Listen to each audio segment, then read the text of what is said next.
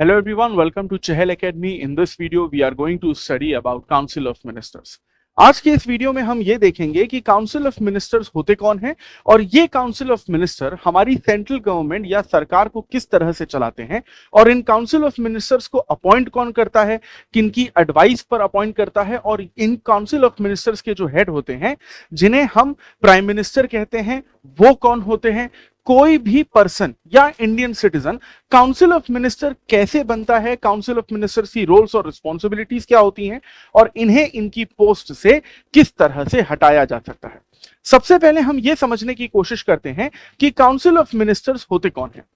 India अपनी government को एक पार्लियामेंट्री सिस्टम के थ्रू रन करता है और पार्लियामेंट्री सिस्टम में यह देखा जाता है कि गवर्नमेंट किसी इंडिविजुअल के द्वारा नहीं चलाई जाती, किसी एक व्यक्ति के द्वारा नहीं चलाई जाती, बल्कि ग्रुप ऑफ इंडिविजुअल के द्वारा चलाई जाती है, यानी कलेक्टिवली सभी मिनिस्टर्स के द्वारा चलाई जाती है। और यही जो ग्रुप ऑफ इंडिविजुअल होता है इसे ही हम काउंसिल ऑफ मिनिस्टर्स के नाम से जानते हैं। अब समझने की बात यह है कि ये काउंसिल ऑफ मिनिस्टर सरकार को चलाते कैसे हैं, क्योंकि ये जो काउंसिल ऑफ मिनिस्टर होते हैं, जो ग्रुप ऑफ इंडिविजुअल कहलाते हैं, इनके हेड होते हैं प्राइम मिनिस्टर और यही काउंसिल ऑफ मिनिस्टर प्रेसिडेंट को एड एंड एडवाइस देते हैं, हर डिसीजन पर सुझाव देते हैं और प्रेसिडेंट जितने भी डिसीजन लेते हैं वो काउंसिल ऑफ मिनिस्टर की एडवाइस पर ही लेते हैं। और कहीं ना कहीं ये देखा गया है कि प्रेसिडेंट को दी जाने वाली ये जो एडवाइस होती है वो काइंड ऑफ बाइंडिंग होती है प्रेसिडेंट पर। अब अगर हम ये देखें कि काउंसिल ऑफ मिनिस्टर को अपॉइंट कौन करता है, तो इंडिया के प्रेसिडेंट ही प्राइम मिनिस्टर को अपॉइंट करते हैं और प्राइम मिनिस्टर की एडवाइस पर इंडिया के प्रेसिडेंट ही इन सभी काउंसिल ऑफ मिनिस्टर्स को अपॉइंट करते हैं।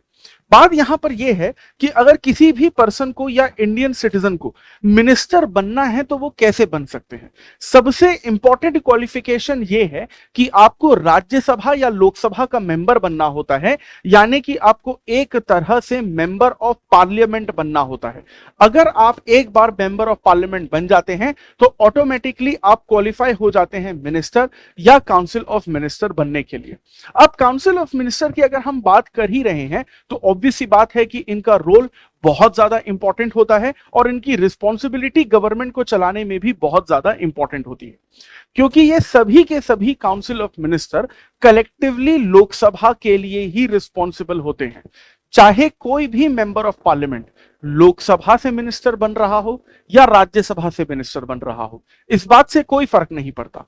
आपको as a minister collectively responsibility अपनी लोकसभा की तरफ ही दिखानी है। अब लोकसभा की तरफ कलेक्टिव रिस्पॉन्सिबिलिटी दिखाने का मतलब यह है कि जब सारे के सारे काउंसिल ऑफ मिनिस्टर रिजाइन कर देते हैं तो लोकसभा डिसॉल्व हो जाती है और जब काउंसिल ऑफ मिनिस्टर अपनी रिस्पॉन्सिबिलिटी से हट जाते हैं तो यह भी माना जाता है कि गवर्नमेंट के पास अब मेजॉरिटी नहीं है। और ये जो गवर्नमेंट के मैथमेटिक्स का जितना भी यहां पर आप गणित देखते हैं जिसमें मेजॉरिटी और माइनॉरिटी का, गवर्नमेंट का और ऑपोजिशन का खेल चलता है, काउंसिल ऑफ मिनिस्टर के सहारे वो सिर्फ और सिर्फ लोकसभा में ही चलता है। इसीलिए काउंसिल ऑफ मिनिस्टर सिर्फ लोकसभा के लिए ही रिस्पॉन्सिबल होते हैं। इसके अलावा काउंसिल ऑफ मिनिस्टर सबसे ज्यादा रोल प्ले करते हैं पॉलिसी मेकिंग में और स्कीम्स बनाने में और डिसीजंस लेने में।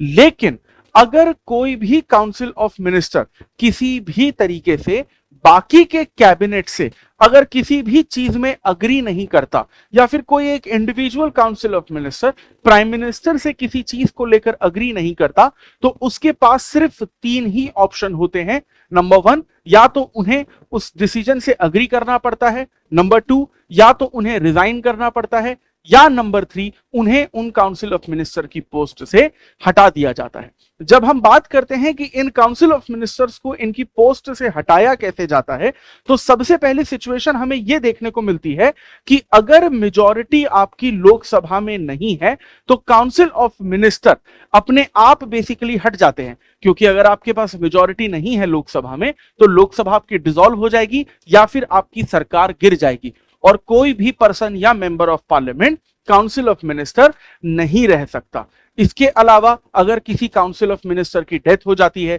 या फिर कोई भी काउंसिल ऑफ मिनिस्टर रिजाइन कर देता है, इस वजह से भी उनकी पोस्ट जो है वो वैकेट हो जाती है। या फिर अगर प्राइम मिनिस्टर की ही डेथ हो जाए या प्राइम मिनिस्टर ही अपनी पोस्ट से रिजाइन कर दे तो council of minister automatically dissolve हो जाती है। इन द सेंस, जब किसी प्राइम मिनिस्टर की पोस्ट वैकेट होती है तो उसकी जगह एक नए प्राइम मिनिस्टर आते हैं और वो अपने लिए एक नई काउंसिल ऑफ मिनिस्टर बनाते हैं जिसके वो खुद ही हेड बनते हैं।